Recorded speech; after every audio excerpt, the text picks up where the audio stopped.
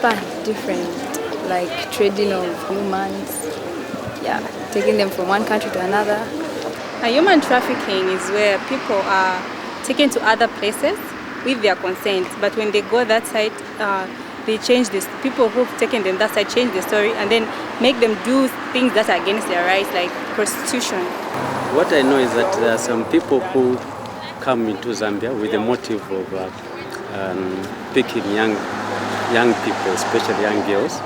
They tell them that there are some lucrative scholarships, especially scholarship for school leavers. And that when they go out with them that side, they find it's a different thing. They either engaged in some labor, forced labor work, or in some brothels.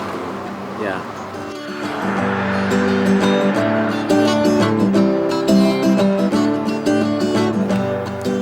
Zambia has been identified as a potential source and transit point for human trafficking.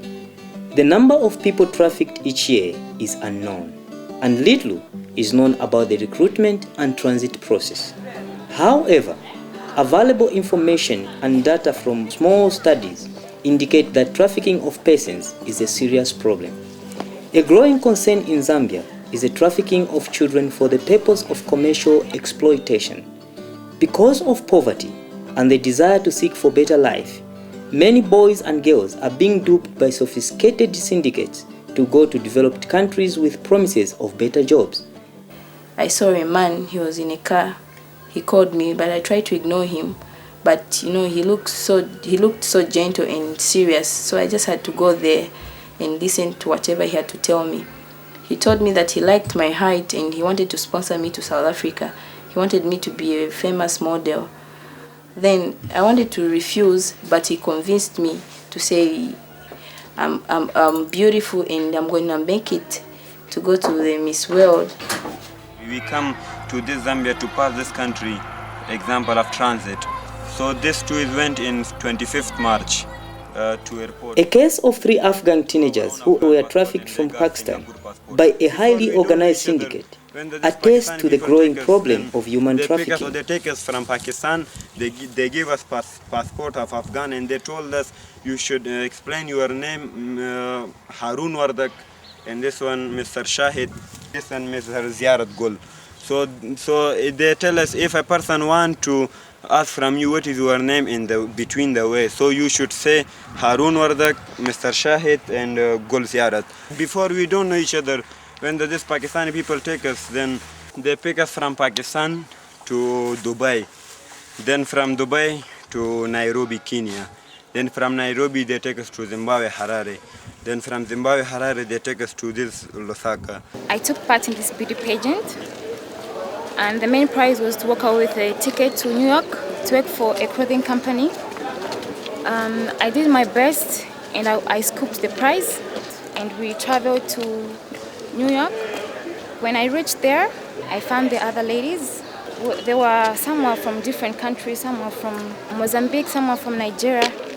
Traffickers exercise continuous control over their victims.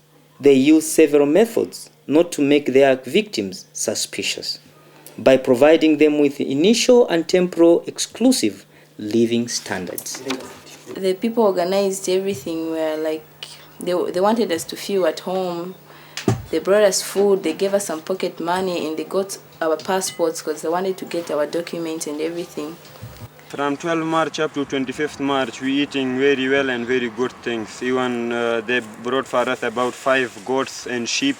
The outcome of these deceptive glories is short-lived for many young innocent Zambians. It's very difficult there. It's not as easy as being back home. You understand? Because they go with that thinking that if I get there, maybe I'll get a job or maybe I'll waitress. Most of them, they end up just doing wrong things. Maybe they go and do strip jobs, which is very difficult as well because immigration is all over. They are being watched. And if you don't have a permit, how do you work even a stripper? You can't, So it's difficult for somebody who has gone to go and think maybe they are going to make it back in England or something.